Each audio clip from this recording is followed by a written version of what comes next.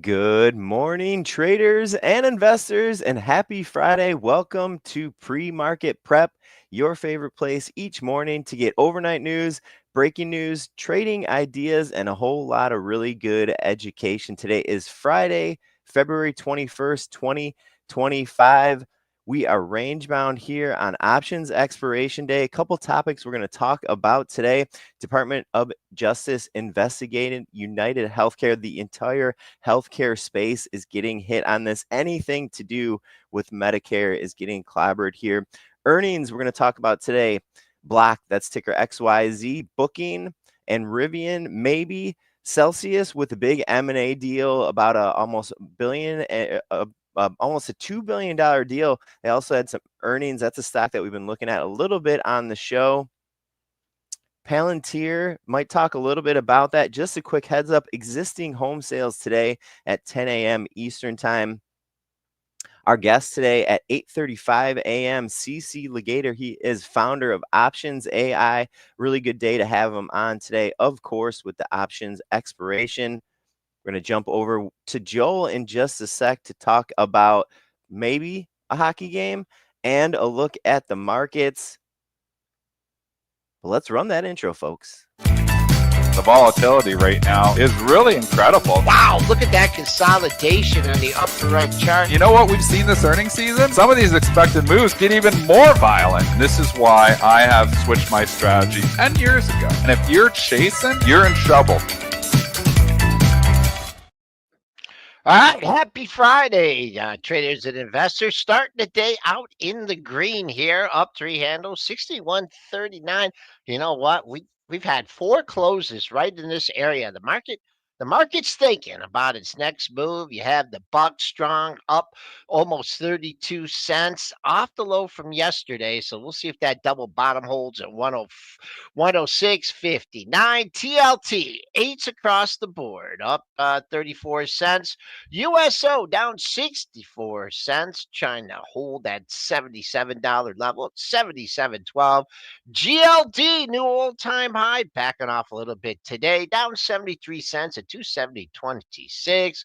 Silver ETF just can't hold that 30 level, down 16 cents at 29.79. And Bitcoin futures, well, they're up $485 at 99,180, trying to work their way back to that 100K level. Let's bring in Triple D. And Triple D, you must be very disappointed about the outcome of the hockey game. Very disappointed. Very disappointed. It was a fantastic hockey game. Like, you could not get a better hockey game. And I got to tell you, the U.S. team in overtime was all over us. I thought for sure like the U.S. was eventually going to score, but Bennington came up huge, made 6 big saves in overtime. And then McDavid came through in the clutch, as he often does. Marner with a great pass. It was a great call to put Marner on the McDavid line. Marner was flying all night. Made a great pass in the corner. McDavid found him. And McDavid, who had done not really anything the whole game, he even said himself he was fighting. It was bobbling. He was, struggling with the puck. I saw it all night, just couldn't get it going. But he came through in the clutch. It was a big win for Canada. So we're still Dennis, you got it wrong. I got some breaking news here. It was a tie. Trump has imposed a tariff goal on Canada. So a $1 tariff goal. Yeah, a one goal tariff. Yeah, one goal just tariff. Tweeted it. So it was a 3-3 tie. 2-2 tie. Oh, we have to pay another goal, so we have to give them a goal. Yeah, so it goes up to 3-3. Exactly. and also, he's going to demand that Connor McDavid change his name. What's his name going to go to?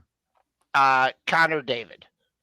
No, because he can't have MCD in his name. That is a great American institution, and it's not right for a Canadian to have that. This is Joel with his jokes. He'll be here all week. The folks. first one was good. The second one was weak. That's what I said too, Dennis. First one was good. Second one was weak. Congratulations, Canada. You want to hear the third? I got to just say again, congratulations to the U.S. team as well. that team was built awesome. Like on paper, that U.S. team looked like the better team. Hellebuck, best goalie in the world by far. Binnington had his moments, though. Obviously, in overtime, he had his moments. The defense on the U.S. looked fabulous. They didn't have, McKinnon and McDavid. So I think those are the two best players in the league. So that's maybe Canada's edge there. But I got to tell you, they were very evenly matched. That game could have went either way. So congratulations for just a great tournament. I mean, we replaced the All-Star game with something that everybody was watching. So you got to love it. He's got something else to say. He's smiling in the background. What else? No. I just and congrats to the Canada team, Dennis. Exactly. I mean, it was a big win for Canada. So the U.S. was coming. They were all over us. So it felt great. Awesome. McDavid does it again. All right, stonks. I want to go off the board. We didn't talk this one yet. Bluebird Bio. This is one of the most interesting deals you're ever going to see. So bring it up, Joel. Be like, whoa, what's going on here? Did they miss on a trial? They actually got taken over this morning. So closes at $7.04. Gets taken over, and this is such an interesting deal. It gets taken over at $3 per share in cash, which is like, oh crap, that's really low. But they have this contingent value right per share, which will entitle the holder to an additional payment of $6.84 in cash if Bluebird's current product portfolio, I'm just reading here from the press release, achieves $600 million in net sales in any 12 months prior to December 31st, 2027, which would make the whole deal $9.84 per share. Obviously, the market is saying there's not a chance in hell of that happening, because there's a chance, they get another 684 and it's down to 448. So, I mean, the floor is 3. Obviously, the floor is 3 here. I mean, if you could get this at 320 or 330 or 350, maybe it's worth 50 cents. Your upside is $6.84 more. Right now, your downside, if you buy at 450, is $1.50. Adam Feuerstein said this is like a Hail Mary for Bluebird, and he didn't think this chance it sounded like from his tweet. I just looked at his tweet. He said Blue bankruptcy by selling itself at a steep discount with a CVR as a Hail Mary. So, and this just resumed trade at 8 a.m., Dennis. So I don't know, maybe just not a lot of attention yet on it. I think there's just so it's an interesting deal. So if you buy 445, you're getting your $3, so you're risking $1.45 to get the 689. How low did we get, Joel? Let me see. Let me bring up the pre-market. Like on the low 3s, it's probably a no-brainer to buy it. I don't know if I want to pay $1.50 for that. It just got under 4. Yeah, so I think you're going to get a floor. And again, I don't know when this deal is going to happen, so it could take a little while here. But just think about this: $3.50, 50 cents on a 6.84 upside probably gives you a floor. I don't think it's going to go like 5, 6, 7 because obviously the entire upside of the deal is $9.84. So it's just interesting when you have stuff like this. So you're getting $3. You buy it at $4.41 right now. You're getting your $3. You're risking $1.41 to pick up an extra $6.84. Sounds like I don't know what the odds are that, but Adam Feuerstein says it's a Hail Mary, so that doesn't sound great. The odds of Hail Marys when he says Hail Mary, the odds aren't great. So, but maybe if you could pick it up at like 350, 340, 360, maybe you take a shot there. So $3. What we always said, on the old intro would be like, I'll buy that for a penny. Well, I'll buy that for 301. I'm 301 bid. I'm all in at 301. So wow, I don't know if you're going to get down to the mid-3s, but it'd be interesting in the mid-3s. Wow, what interesting deal. Yeah, very. Do you want to stick? Well, let's go after hours disaster. Okay. Sure. I don't even know what the name of this stock is. XYZ Block Square. Crazy. Block. Yeah, Block. Yeah. But it's XYZ. No, it's XYZ. No, you know what? We're going to go back because we're talking healthcare. I'm going to actually go back because it is kind of, in the same vicinity here. So, and it is the big mover. We're going to do earnings here in a minute. So we will come back to Block, Square, XYZ, Alphabet, like the last 3 letters, whatever you want to call it. But I want to go to the UNH headline here too, because this is a big mover here too. Eric's saying it as well. UNH, the DOJ at 7:02. Actually, it's 7:02 this morning. And I got to say, poor Bernstein. Bernstein initiates this at 6:30 this morning with an outperform, or reiterates their outperform. And then literally 30 minutes later, the DOJ launches an investigation to UnitedHealth Group's Medicare billing practices. That is not good. We know Medicare news moves these stocks. DOJ investigating Medicare billing practices? That sounds really bad for UNH. UNH typically doesn't move around a lot. You're talking about stock that moves around like 1%, maybe 1.5% a day. You're down 12% here right now. You're down $60, getting absolutely slammed. All the other Medicare stocks are down in sympathy. CVS is down 5% here now, so it's getting hammered here too. You can go across the board. CI, Humana. There's other ones, like there's a bunch of other ones here too. So just think about all those Medicare stocks. There's an ETF. I think I said it before and I forget. IHF. IHF. The IHF is the Healthcare Providers ETF. That is getting hammered here this morning. It's down 3%. Lots of those stocks in there. It's not a good day to be long. Medicare. Joel, UNH. Yeah. Also, HCA, I saw that was flat. That's a hospital stock. So Hospital. actually, HCA probably not going to move that much. Sometimes actually I've seen HCA go opposite. I don't think that's going to happen here, but healthcare stocks obviously, so different altogether. So that's a hospital stock. All right. Well, your trend is not your friend in this thing for quite a long time. Going back to November of last year, it made its all-time high. So it's been in a downtrend for myriad of reasons. Just historically, like in my mind, I say, oh, you hear this news all the time, and then they buy the dip. Well, they buy the dip and then they sell the rip in it. So this isn't a long-term downtrend. This is a blowout move, below the low of the move. It's the former low of the move was at 475. The only thing I can see is a monthly low. I mean, if you have to cover a short today, or you have to try long, 436.38 was your low back in April. So right now, step down seller. They're not asking questions. See where the low is at 9:29 and 39 seconds, and see if they get a little bounce off that. But only monthly level. All the other charts, I'd be a little worried if I owned this CVS, because you had the gap, I believe, probably an earnings gap. Earnings gap, filling Yep, it, trying to fill crap. some of it. Yep. Now it's crap. And then who's the Humana? Okay, so I'll just go through here. I'll name them all off for you. Elevance Health, ELV. Ooh. That is down 4.48%. Cigna is down 2.86%. That's CI. CVS down hammered 4.85%. Centene, remember that's from Aetna. CVS is from their AET purchase. So always think about that too. It's not just just the drugstore anymore. Centene, CNC down 3.7%. Just flying through these. Molina Healthcare is another one. MOH, it's down 1.87%. Your hospital stocks, I don't think, I see HCA being down. I don't know if I necessarily agree with that. I haven't thought about it hard enough here yet, but I think that isn't. I don't think there's a reason for HCA. If anything, sometimes they move opposite. So just keep an eye on HCA. I don't think it's going to get hammered like the others.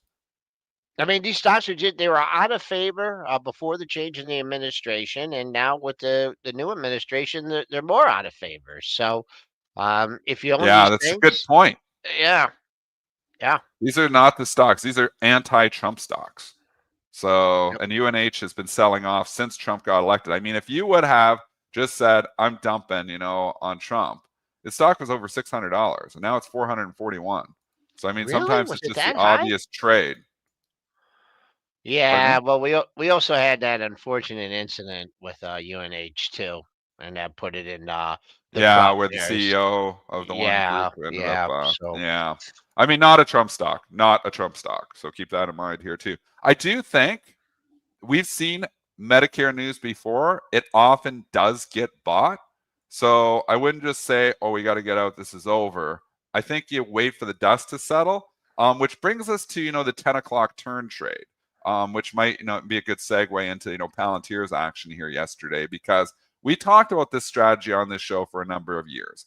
A lot of times what you see is washout at the open, and then it turns starting somewhere between 9:45, 10:15. I call it the 10 o'clock turn. And a lot of times the washout, you get seller exhaustion where everybody sold this thing pre-market. They're selling at the open. Get us out. We're out. We need to be out of this. And then what happens is seller exhaustion, where the sellers are simply done, the short-term sellers. And then buy the dippers emerge. So a lot of times you do see stocks turn around 10 a.m. Can we blow that chart from Palantir up just a little bit from yesterday? Yeah. I did not look the exact time it turned yesterday, but ballparking it on just, just looking at I this got it right chart here, you're man. showing, Here, let me move it's this damn over. close to 10 o'clock. This is your 10 o'clock bar. Right, perfect 10 o'clock turn for Palantir yesterday, folks. This is a core strategy of mine, and then and we're talking about obviously, launching that other product, which is going to participate in some of these, time frames here. We're trying to get that out to you next month, so we'll keep you posted on that. But I mean, we have so many core strategies here, and I've talked about this one for years. When you get a significant move, the second day you often get follow through. They often turn around 10 a.m. This was textbook 2-day. Sorry, I just spit actually. 2-day, 10 a.m. That's what I thought about that. 2-day, 10 a.m. turn. So the 2-day move being the follow through the next morning. Everybody's exhausted. The sellers are washed out, and the 10 a.m. turn worked perfectly for Palantir. And really, you didn't have much else 10 to a.m. go Eastern, yes. They're asking. Yeah, they want to because know. Brent, you have to correct it. 10 a.m. Eastern. So usually when we talk stock market, we're talking Eastern time because the stock market trades on Eastern time. Opens 9:30 Eastern, 10 a.m. 30 minutes after the open. It's not perfect. We can't just say it's like perfect 10 a.m. It looks like in Palantir's case, it was perfect. It's usually somewhere around 9:45, 10:15. If you're going to hold through the opening flush, it's a lot of times better to just keep holding because sometimes these things turn afterwards. Rarely do you see a stock just sell off all bloody day. There's usually a bounce. That bounce usually occurs after the opening selling pressure relieves itself, where the opening sellers are all done. That usually happens after 10. Also, we were looking at this thing technically, and when it was trading on the show, it was like 105, 106, and I was thinking, man, there's nothing there until 100, right?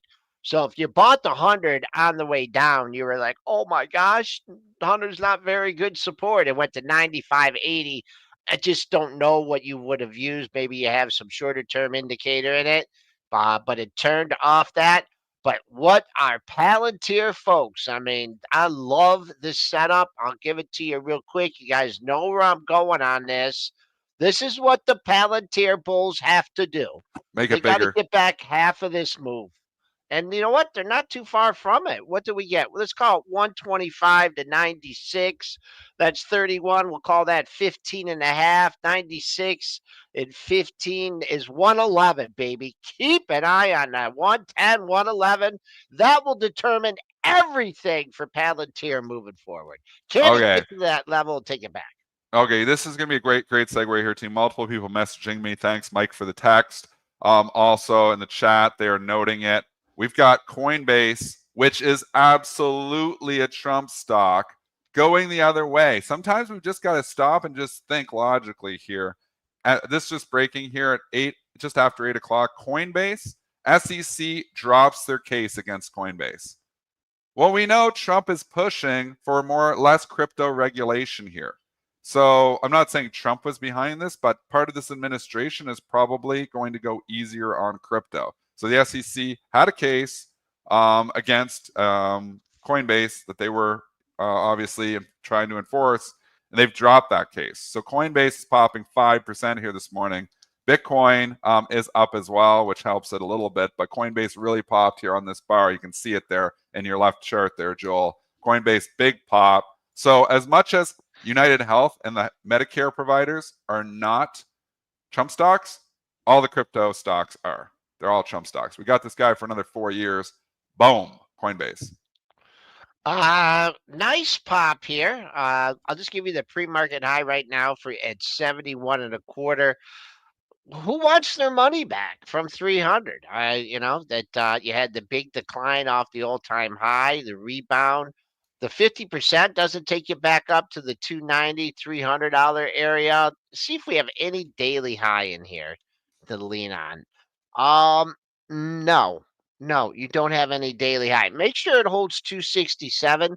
That's your 2-day high. But if you think this is really good news, your 3-day high from earlier in the week, 279.18 there for Coinbase fans. It's going to be some big moves here. It is options expiration. We're going to have CC Lagator here coming on just at 8:30. We'll bring him on a few minutes early. We're going to bring him on just at 8:30 there because I know he's ready in the background. So just saying, I'm seeing a lot of imbalances. I think you're going to have some big moves. Sometimes, one of my core strategies too, this is, not Benzinga's pre-market prep anymore. Obviously, we have our own, so we can just not always give news. We stop and talk strategy a lot of times too.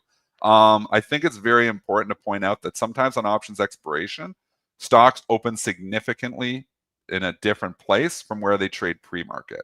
Those are the opportunities on options expiration where you see a stock maybe trading down on really bad news, and then maybe it doesn't open down that much because it's just maybe a big institutional buyer at the open for whatever reason, for options reasons. So just keep that in mind. Sometimes there's some opportunities, where a stock, is here in the pre-market, then it opens here. I'd be shorting. If it opens here, I'd be buying a kind of envelope where the pre-market trading is going on.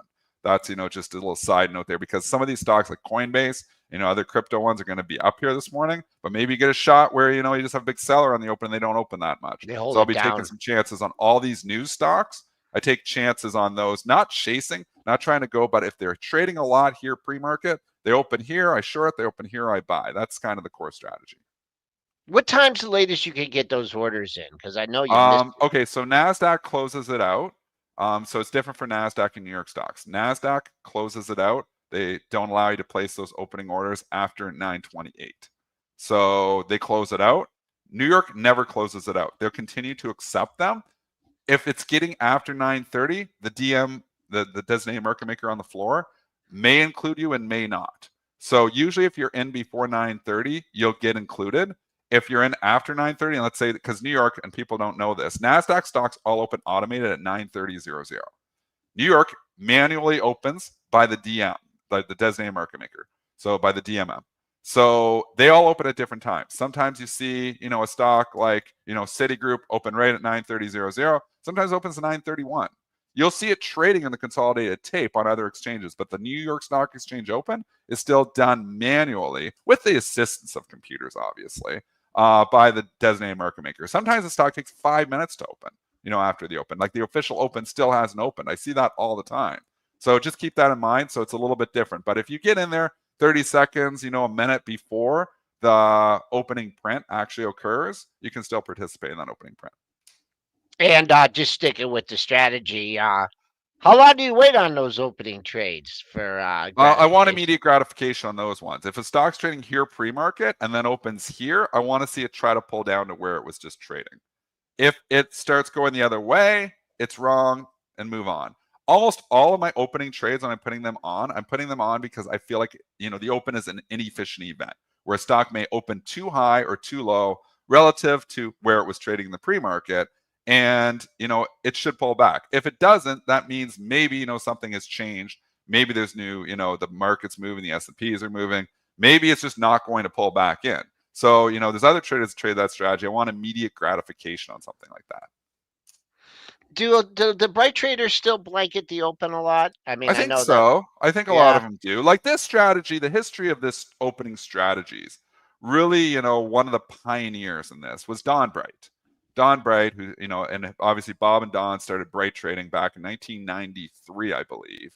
Really started taking off in 1994. Joel and I joined Bright Trading, why we talk so much about it, in 1999. So, Joel opened the office in Detroit. I traded under Joel you were there until 2004, I think, Joel? 5 years you ran that office, maybe? And I stayed with Bright Trading until just 2020. So I just left Bright Trading recently, just because Canadian. Was it 20 or doing 21? It on my own now. 20 or 2021, maybe it was 2021. I left Bright Trading, but I know I was with them a long time. But I learned so many strategies. I mean, this is the disadvantage of somebody just coming with a retail account, Robinhood, and going on Twitter and like, I'm going to be a full-time trader. I'm just going to all of a sudden be a full-time trader. Joel was advantaged because he was in the pit. You're learning from professional traders. I was advantaged because I was in the Bright Trading office, learning from all those pit traders. Like, do you think about when Bright Trading Office started? They're almost all pit traders that came there. That was Bright Trading's goal, to take, off. We didn't have to go down the floor anymore. We could actually do it from our office, the same stuff. And they did a fabulous job doing it. So, but learning from professionals like that in that environment, learning, about reading the tape, learning about market making, learning about, different types of, envelope strategies that Don Bright, was obviously doing all those years. It's really gives you, a knowledge. And I've learned so much from Bright Trading. I don't want to give out a shout out. And some of our traders knew Don as well. He passed away, I believe, it was like, it's got to be 7 or 8 years ago here now. Time flies. But, learned so many core strategies from him. And he was one that really pioneered that opening strategy of, stocks are here. He'd call it fair value. They open too low, you're buying them. They open too high, you're selling them. Obviously, news stocks he would pull off. Hey, Dennis, I got to interrupt. Michael Crockett's coming in here. He wants me to stop talking strategy and start talking stocks. That'll do it. $20 will do it. He came in with a Jackson here. Nice. Axon. Okay, awesome stock to talk about. Did the 10 o'clock turn happen yesterday in this one? I'm going to go check out the chart here too. No. Because Axon, we didn't mention this one yesterday. We mentioned APP, which worked out fabulously. I know my buddy Jeff took a trade in it. Awesome trade, Jeff. I didn't mention Axon. I didn't think about it, but this is a pure Momo trade. And it got hammered off Palantir. And obviously not even just that. Axon is like, because if they're going to start cutting, expenses, in defense, Axon's there as well. So, I mean, this was ground zero for that, announcement from obviously the Trump administration on the cutting of the defense. When Palantir got hit, Axon did too. So horrible day. Second day, day 2 follow through, obviously there.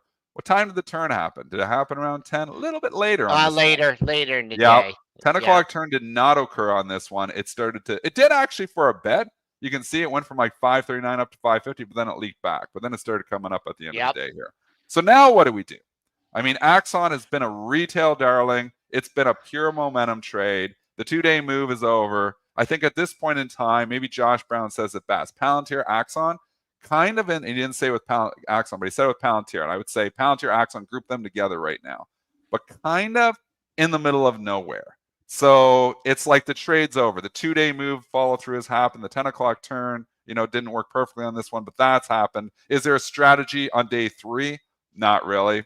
I mean, now you want to form a base if you're really interested in it. I would not want to see it breach the previous day's low. 521 feels safe. A lot of these stocks are bouncing here this morning. But I think, you just got to be somewhat cautious, just blindly buying the dips on these stocks because sometimes they continue to leak.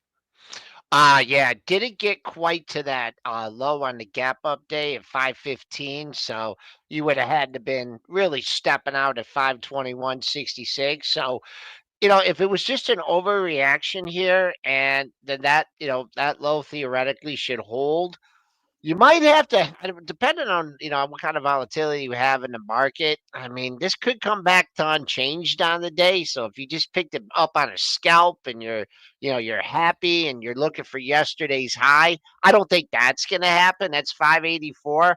I think the best thing for Axon shareholders, if you bought it yesterday or you're hoping for a turn, is to hold this low and make the buyers step up at a different level above that 521. Make them establish themselves and build a little bit of a base. But that's what I'm looking at in that. And then they also asked about Mara. And, man, these stocks, these stocks, if you own these stocks for a proxy for Bitcoin, then you just got to be so disappointed. Yep. I mean, the Bitcoin miners have definitely underperformed Bitcoin itself. You can clearly see it in a stock like Mara or Riot or RIOT. These stocks are not far from their lows, and here's Bitcoin up near the highs. So obviously these have been very poor long-term performers. In the short run, they definitely track with Bitcoin. Bitcoin's having a good day, they pop up, but they seem to leak faster than the other ones there. So, I mean, MSTR has been way better of a tracker and actually outperformed Bitcoin than the miners themselves. It's a tough business. I mean, obviously, we get Frank Holmes on here. He's got Hive blockchain. He talks about the drop puck. Maybe that's a good analogy where, you're all fighting to get those, get those coins, obviously when you're mining these coins. So, I mean, Frank knows more about this than anyone, but it's a tough business. Coming on next Friday, Dennis. Awesome. We'll bring Frank on too. We love Frank Holmes. He brings us so much, obviously from the Jets ETF, Hive blockchain, but just his market knowledge is awesome. His crypto knowledge is awesome. But it's a tough business. There's no doubt it's a tough business. I'd just say with this Mara, and I mean, the technicals on it. I mean, it's holding 16. It's not really. I mean, I guess the best thing is that there may be other places to put your money, right? And that's kind of been the way for this stock. And unless you get some, I don't even know what the short is just in it, but there we go. I wanted to cover those two stocks. Everybody wants to go back to strategy, and what a better person to bring in. Let's bring in CC Lagator. Yeah. Because CC Lagator is going to talk strategy with us as well. We talked to Don Bright envelope opening strategy, and we're going to break down stuff like this in, the chat room that we're eventually going to launch here as well. But CC Lagator, let's bring him on.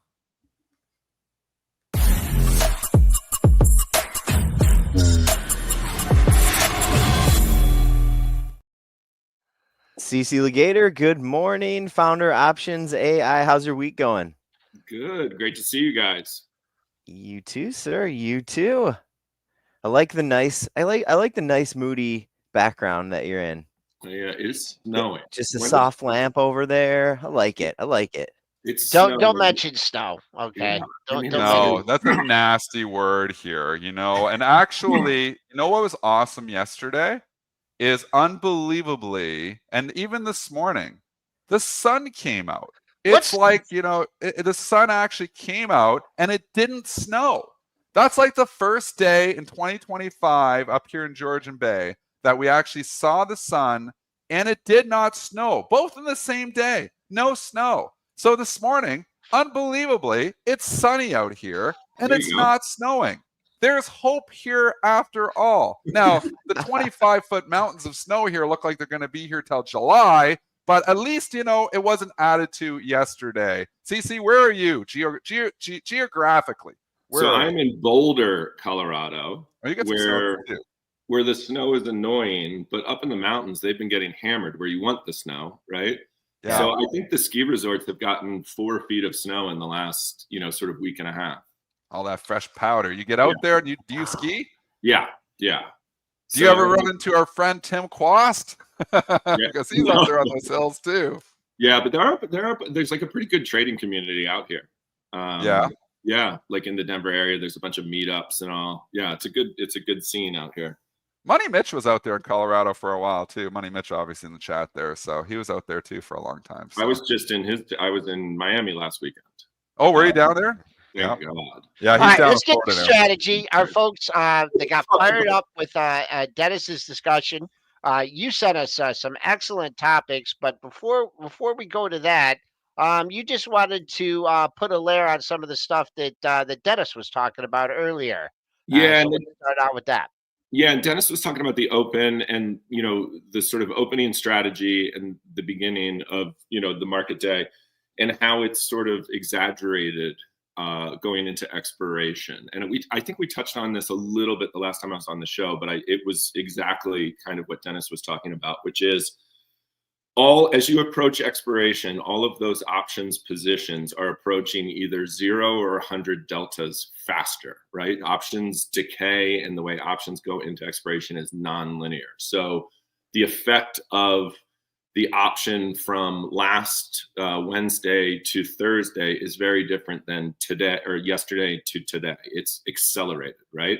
So what happens is every day this week, as you're approaching Friday, that effect overnight where the market's not open is more and more and more. You come in the morning or you wake up at 7, you get into the office at 7 something Eastern, and all of a sudden you are short 25,000 deltas that you weren't short yesterday, right? And then you have all these kinds of decisions to make, right? Because let's say it's 6:30 Eastern, you're going to move the stock if you go to try to cover those 25,000 deltas or whatever. And so you have all these decisions to make leading up to the open. It's like, how aggressive do I want to be because I'm at risk, I have risk. Now all of a sudden, if the stock moves $2 into the open, I'm down 50 grand, right? And so you have all these decisions of you not wanting to affect the stock, you having to get back to delta neutral, your desire to get back to delta neutral. Some places even have rules, not necessarily market makers, but other places where they can't actually cover those until the stock opens, right, at 9:30 Eastern. So you have all of this kind of weirdness on expiration mornings that it exists every morning, but it's what you're referring to, Dennis, in like the particular weirdness of a Friday expiry morning. You get some violent opens, and those can be excellent trading opportunities. Like I just look back through the years, and some of my best days occur on the third Friday with the options expiration. Some of my best trading days, and it's because at the core, I'm an inefficiency trader. And what does that mean? It means mispricing, short-term mispricing of securities. Yep. And you do get sometimes those opening events, like I was saying, where a stock is trading here and all of a sudden opens here just for options reasons, where you've got huge buyers just the open wanting to get out. And then a lot of times what you see, well, the market already had it priced here, it suddenly just is here. A lot of times those stocks prices come back in. They don't always, but a lot of times they do. Now, when you were an options trader, obviously you still are an options trader, but, is there other traders like trying to, take advantage of those, core strategies that I'm talking about as well? Do you see like other people trying to do that stuff? Oh, absolutely. And so the other thing that's happening is if you can kind of generally whatever your position. So I was a market maker. I'm on the other side now. But when I was a market maker, you kind of generally know everybody's positions, right? So if you're at Susquehanna, you know Citadel's positions because they're going to be basically the same as yours, right? Because you're reacting to, supply, like you're reacting to the market. You're not going out there and saying, I want to have this position in Nvidia. The market is determining that you now have this position in Nvidia, right? And it's the same at the other places. So when you kind of know that, you kind of know how there's the weird, like, everybody chill. Nobody chased this stock this morning at 6:30 a.m. because we're all screwed if you do, right? Yeah. And then there's the flip side of that, which is if I don't do it right now, Citadel's going to beat me to it, right? And then I'm screwed because Citadel's going to move this stock 50 cents before I do, right? And then once you have that overreaction, if you were cool enough to wait it out and watch somebody else panic or puke or whatever, you might reap the benefits on the other side because it's going right back to that strike, let's say, that they're selling beneath because they have to cover their deltas. So there's all kinds of like game theory in there. Like, do you wait? Do you beat them to it? You know what I mean? And it's essentially, that's what makes markets, right? It's like everybody kind of knows what everybody's about to do. And it's like, who blinks first? You know what I mean? Kenny never blinks first, does he? Was he talking Citadel? Yeah, Citadel. Kenny the goat. Also, like when you could tell, like back in the pit, when you could tell a broker was stuck on an order, like it traded through him, and that he was owed somebody a fill, and the market was way away from him. They just would rate, they would just jam it, make them just pay up in order to get the order filled. But I want to talk to you about the recent volatility versus the recent news flow.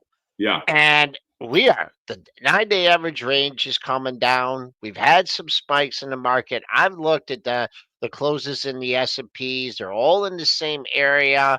I mean, so despite all these news, flash news, the volatility just is not out of control. Yeah, it's almost like, and this kind of shifted. I want to say, like, so you had that series of news, right? So you had the DeepSeek news came first, then it was the tariffs. I think I have the order correct. Yes. And then it was sort of like the third week in a row. I forget what that weekend Monday morning headline was, but everybody just was like, all right, I'm done. It was sort of like the boy who cries wolf, where the market started to, if everybody was looking around and they're like, if the buyers are there on the DeepSeek news, on that dip, if they're buying that dip, and then they're buying the dip on the tariff news, why even buy puts, right? And so that sort of infected the market into the last, I would say, week and a half, and leading up to this expiration, and really kind of leading into Nvidia's earnings next week, which we can get into. But basically, there's a complacency in the market, a well-earned complacency, right? Because after all of this volatility, going back to November, December, we've had all of this day-to-day, intraday volatility, and the market's essentially in the same place, right? It's the title of the show today, right? So this range has been really, really powerful. And at some point, people are just, in the option space, they're like, why would I ever panic on the next, 1.5%, 2% move lower? Because it's just going to get bought. Now, eventually that will change, right? Eventually that will get burned. But right now there's, the VIX at 16 is probably even exaggerated compared to where like SPX and the ETF vol is over the next week up until Nvidia earnings. It is really low. It's as if we're in the summer doldrums, like in July. And that's how options traders are pricing. There is some expectation that following this expiration and then with that Nvidia earnings, this could take us to new highs, which would change volatility. Or if it takes us back towards the bottom of this recent range, which is really 6,000 SPX, until the market threatened below 6,000, you're probably just going to see a VIX at like 15, maybe on dips 16, 16 and a half. The only thing that would get it to 20 again is that dip below 6,000 in SPX, where there's just a lot less, protection. There's a lot less known, in the option space and the options backdrop below that level. So the options are they're kind of just taking what the market's giving them, right? And like we're in a trading range, and so we'll keep it in a trading range, and they're kind of just contributing, not going crazy on the way upside calls and not going crazy on the outside puts, just selling that premium, just keeping us and Joel, in line. Joel, you just said an interesting point, because what happens there, and this happens a lot of times after you've had like a steep vol spike. So we've had a couple of those spikes. The DeepSeek news got us up to 23 VIX or something. We had that big one in December where it really went crazy. I think the VIX was over 30 or something in December. After those really rapid vol spikes in options, when it collapses on the downside, it tends to be like a self-fulfilling prophecy where everybody's tripping over themselves to get out of the options they bought during that panic, right? And so they start hammering. They're like, oh my God, they come in the morning, they're looking at the decay of their options positions, all the puts they own, or the calls they bought for the reversal. And they're watching it all decay as the VIX goes from 30 to 14, and they're panicking and they're selling. And so what happens is that becomes self-fulfilling and kind of pins the market a little bit. And right now, Joel, you mentioned like upside call buying. Right now, there's a massive stack, like an overhead supply in the market just above where we are in SPX. And it dates back, it goes back to the beginning of the year. And it's right around 61, call it like 6150 to that 60 or 6200 level of SPX. There's a ton of options that have been sold, a ton of calls that have been sold in that space. And we keep, 2 days ago, we got right up to that 6150 level, I think, like within a few. And that's when we saw that, sell off yesterday. I mean, it was obviously took news with the Palantir and everything, but that tends to happen when you get up to that level. You the options market is re-emphasizing the top in that market. The market kind of keeps testing it. It's also doing it for technical reasons and everything like that. Once it breaks through that area, that's where things get really interesting to the upside, because you've sort of absorbed all that overhead supply that the options market and the technicals and all are providing. And people start to get a little crazy and start buying upside calls for that breakout. And those are the interesting moments where sometimes you see the market up and the VIX up. And you also see, what was the HIMS stock earlier this week? Yeah. Where you start to just see that kind of craziness, right? Where the FOMO type trading and it's everybody reaching for upside calls. That could happen next week if Nvidia takes us back up through and somehow it gets us through that 6,200 level. That could start to happen. You could start to see vol up, stocks up, everybody kind of chasing the next, HIMS, right? We're at an interesting inflection point. Now, the other way, it just throws us, we're kind of in that range to 6,000. If we break down below 6,000, it's going to feel a lot more like, a month and a half ago, where it was like maybe those kind of crazy range bound volatility. But yeah, that 6,200 level is really interesting, because if Nvidia is able to take us up through that, things could get a little stupid. And I'm not like being judgmental, but wild, right?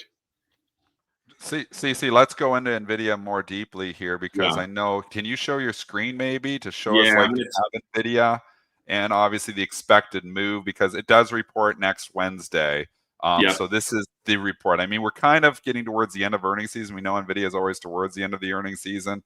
This is the stock that's going to control next week. I mean, I would anticipate, potentially a run up into the earnings. I usually go long stocks ahead of the reports, but I want CC to show us, this expected move here, because his platform just shows us really nicely here on Nvidia. So talk to us about the Nvidia expected move. Yeah, this is kind of wild, because, and this often happens with options.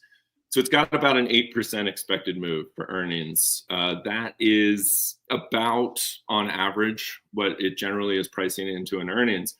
Last earnings, it didn't even move. I think it moved after, in the days after, but the on earnings itself, it barely moved. I think the time before that was maybe like a 9% move or something like that.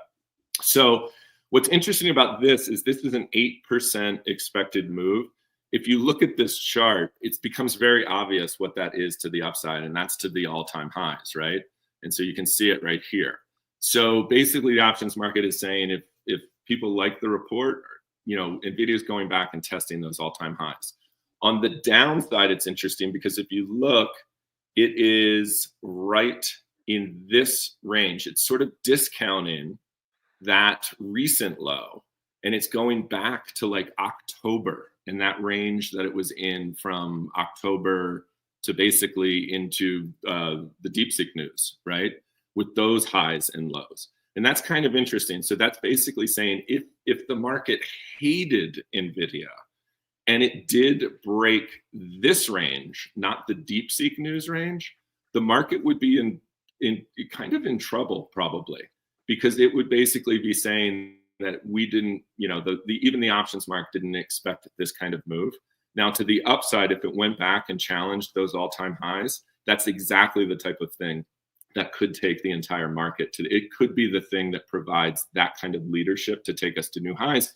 Because I would argue that since the fall, when Nvidia started doing this sideways move, and then obviously the DeepSeek news, this is basically, the market has gone sideways because it's lacking that leadership from the semiconductor stocks and the AI trade. People were going searching for what's the next part of AI.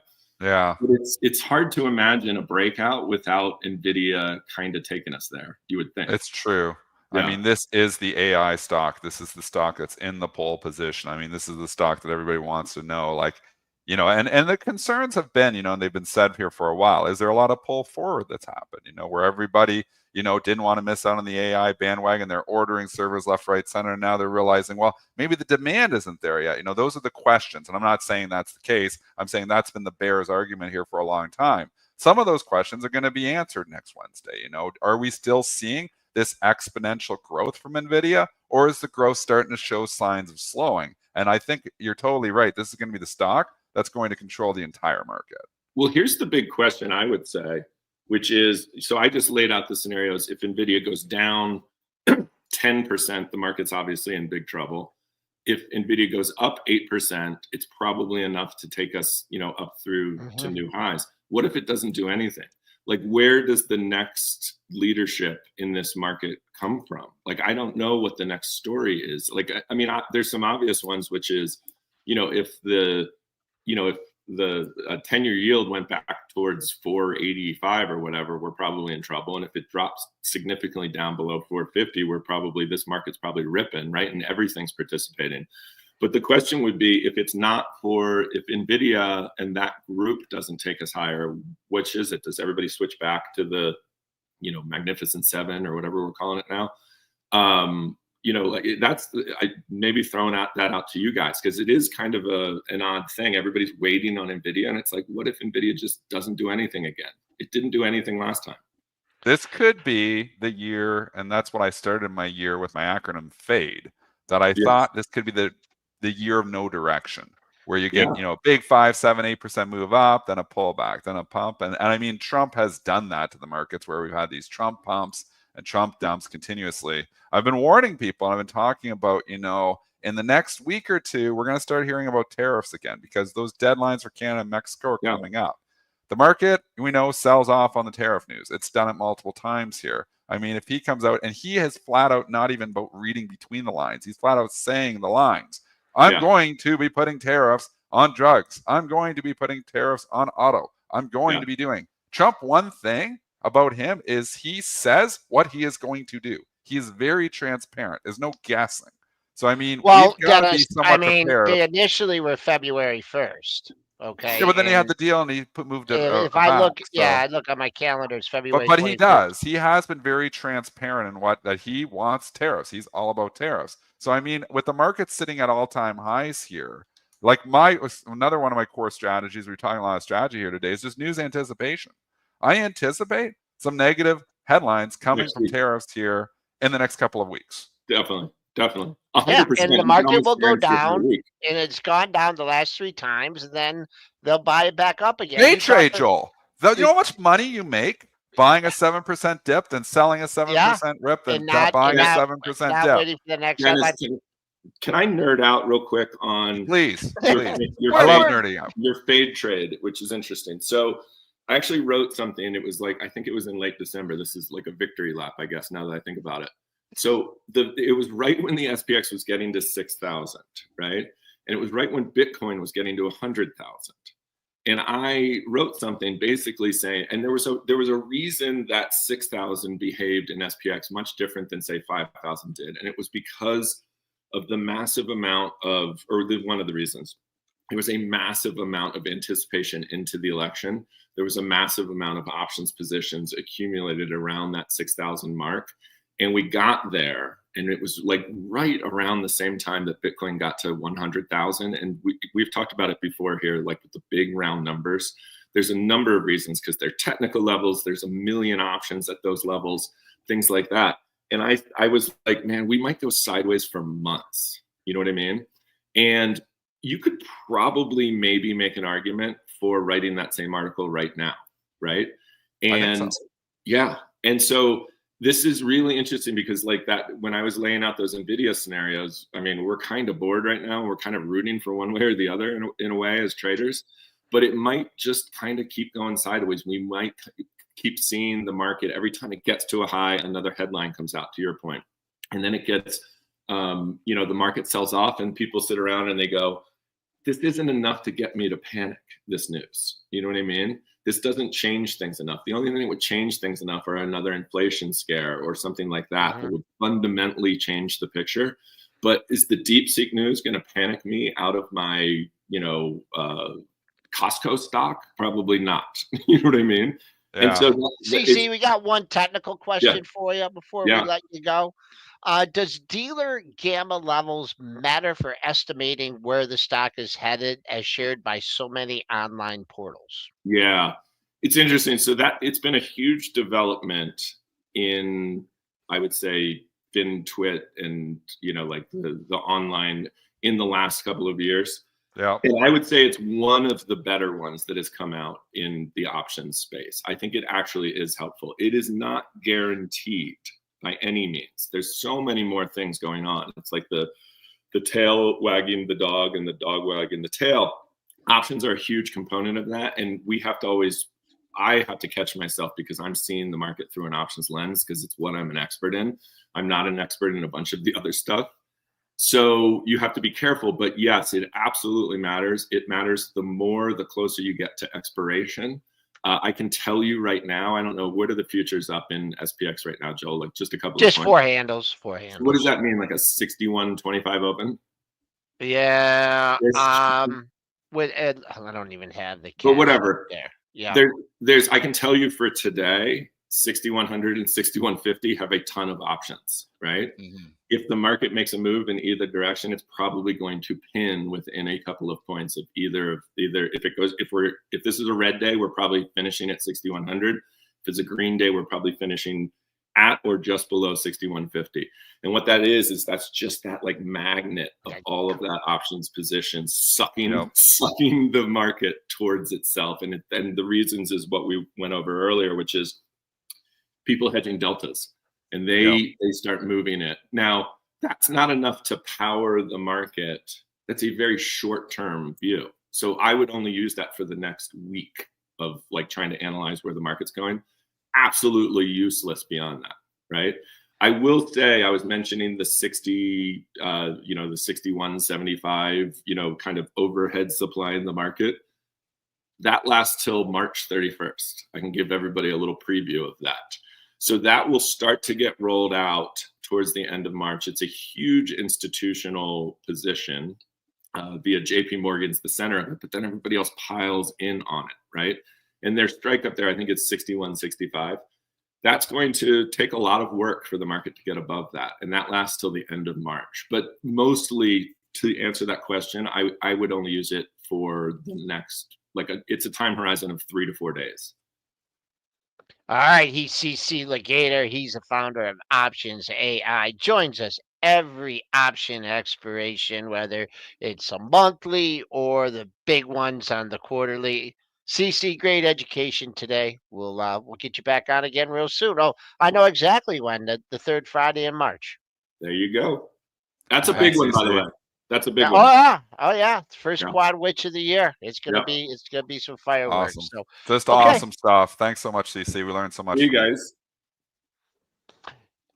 You know what? I just pulled up that Nvidia chart when he was talking about it, and I know you know what this little stinker did? I got the SPX What's the little up there. stinker You know what this little stinker did? What did it do? It filled the deep sea gap. Did it? It filled the whole thing perfectly. It did. Too. Yeah. It did. Should I dump that extra Nvidia? I still have extra stock. I thought, man, 141. I don't often get the bottom, Joel. I think I actually bought this at 113.95. Oh, you still got it? I sold a piece. The extra shares. I have the core position that I'm in from $40, but I bought more. And I bought it on that dip. I sold some at like 132, like just on the way up. And then, and again, I'm selling, some of it in here.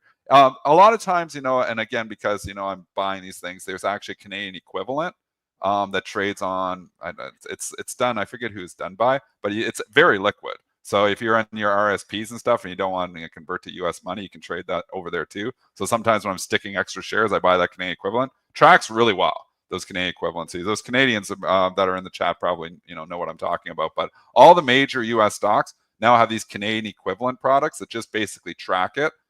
They try to hedge away some of the currency risk as well, which is really nice. Okay. It's Neo. Yeah, day by day knows Neo. They're good. They're good. They're fairly liquid, man. They seem to track really well. The one that you had on for the trade, if you still got a little bit of that, I mean, earnings are next week, right? Yeah, Wednesday night. Yeah, I mean, you still might get might as well hold it until maybe right to the earnings day, because usually I like being long stocks ahead of reports anyways, Joel. Yep.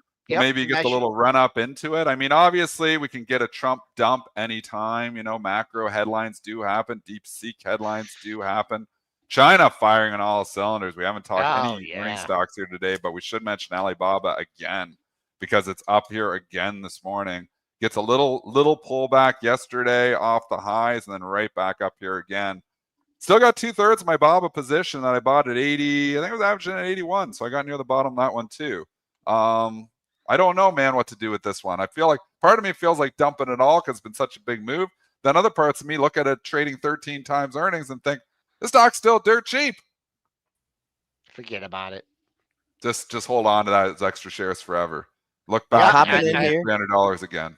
Brent's still got something. Hey, Brett, how you doing? Hey, how did we do today? Good morning. How did we do, boss?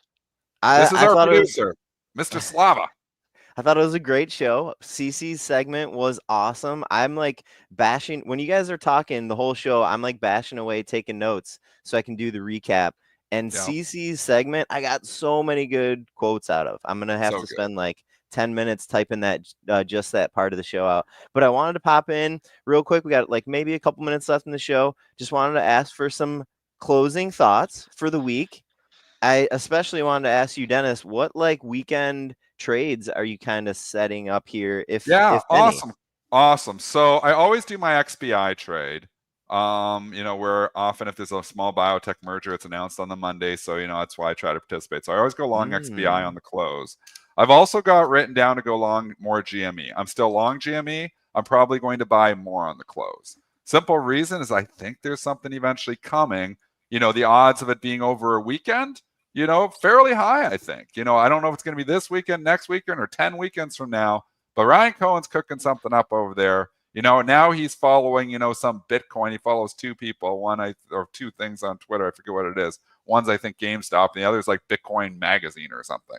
So, I mean, he's got something coming. CNBC, sources, say he's got something coming. There's going to be an announcement here eventually, and I think it's going to be something cool. So I do think, there's a potential for, just the GME weekend trade. It often works. And sometimes people just get excited over the weekend. So, I've been doing that one.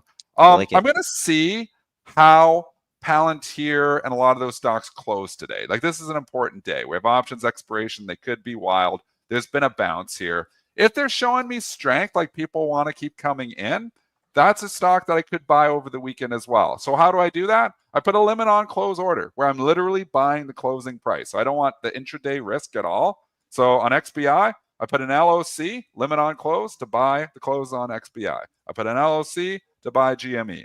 I have written down SoFi, Palantir as potential. SoFi is often a good one to take through the weekends. The retail traders love SoFi, and you often see it pop up, even sometimes, on obviously Monday or even on the Sunday night. So those are trades I do, but we got to see how this day materializes. If it looks like it's a risk-off day, a lot of these trades I won't put on. I want to see more risk on when I'm coming in. Like, I back off on all my long strategies when I start to see overall market risk where stocks are coming down.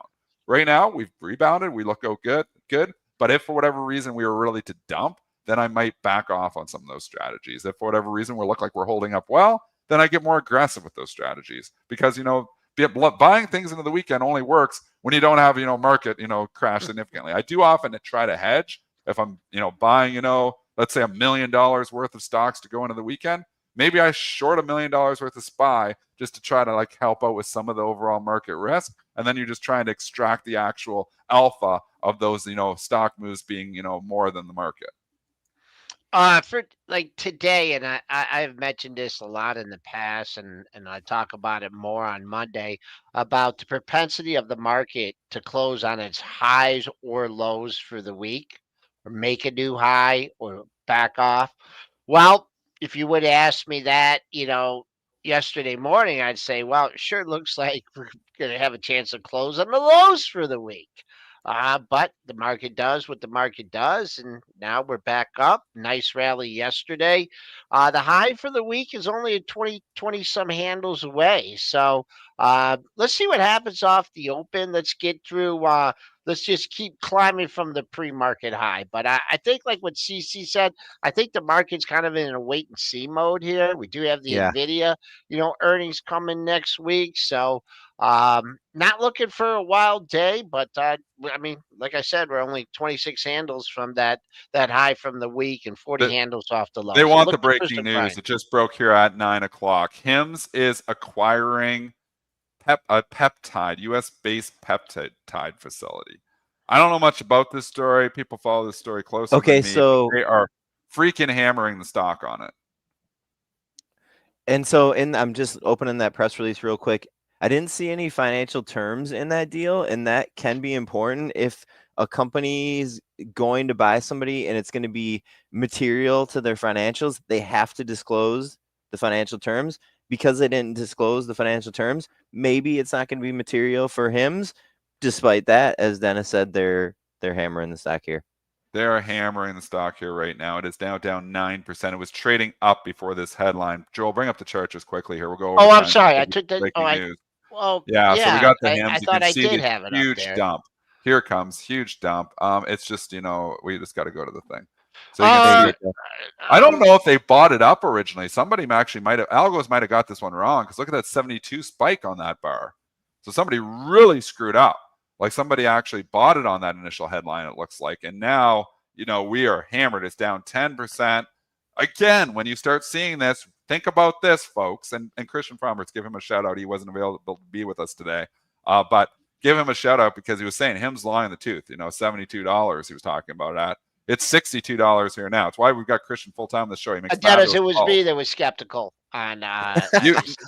Well, Joel, you were skeptical as well. We didn't get your piece in because I cut off and with Lisa not being able to come in. So but it's interesting because do you know what peptide is? No. It's a compound consisting of 2 or more amino acids linked in a chain. It's from the carboxyl group. I wonder if this is related to what they need to do their home testing. And believe me, I passed chemistry. We need Lisa. Where's Lisa? Well, Dennis. You had your chance yesterday. Nope. I don't know. I don't know what peptide is, but I don't either. They need it something for with DNA. Something with DNA, amino acids, RNA. Well, it Dennis, has to do with their home testing kit. They need peptide. Is there any peptide stocks, Dennis? I don't know what peptide even is, so I can't help you on this one. We have more breaking news. Man, we gotta stay on tonight. CrowdStrike, 9:03 a.m. SEC investigating the CrowdStrike Carasoft deal. From Bloomberg breaking this. CrowdStrike trading down $9. So we get in these 9 a.m. news dumps here coming this morning. Just to update UNH, it has not rallied really at all. It's sitting at near its lows of the day. Remember, options expiration could be some crazy stuff here, but we're getting some random news coming out here. So this is serious news. And we never got to Celsius either with the laggard trade. The chat's mad about that too, that we didn't get to those ones either. But so much great education today. But just, Celsius, the laggards, the dogs are barking. The one thing I will say is when the dogs start barking, don't forget that they're still dogs because most of the dogs have fleas. So when the dogs are barking and you have this dog of a dog in your portfolio, like just been bow wowing like Celsius has from 90 to 80 to 70 to 60 to 50 to 40 to 30 to 20, and it rallies 75% in a week, it's often a good time to ring the register. So it's up 36% today. Definitely was a short squeeze, no doubt about it. But does that mean the whole Celsius story has turned around? Or is it more like, well, this is a short squeeze, this is a pop, shorts got a little bit long in the tooth in this one. I do think eventually Celsius starts to leak. So $35, I'd be a seller, just my opinion. I mean, I looked on the news on this, and it's because they had better than expected Q4 results, and they announced the acquisition of Alani Nutrition for $1.65 billion. So, is that the water, Alani? What the hell is that? Do you know what that is? No idea. I don't know. That's a tough call on this one. My buddy Jeff Goldman, he was averaging down in this one. I was making fun of him, and I think he puked it out. He just texted me, "Why did you force me to sell my Celsius?" Who said that? Jeff Goldman. Oh, Jeff. Yeah. He's mad at you now. You're not going to be forgiven on that one here. I mean, dogs are barking. We were talking about this one yesterday. It is a laggard market here right now. A lot of those stocks have been really beaten up are actually showing a little bit of life here. Celsius, a beneficiary of that. And a short squeeze. I mean, we talked about the short squeeze stocks, that they're moving up here. My Kohl's, I'm still on Kohl's, is starting to show some life here too, KSS. So we'll see how that goes. I'd be stopping myself out of Kohl's at the low of the move, 1153, but I'm in it right now for a swing trade. So far, Lisa gave me, we got a credit card there, and she's like, activate it. And I'm like, why?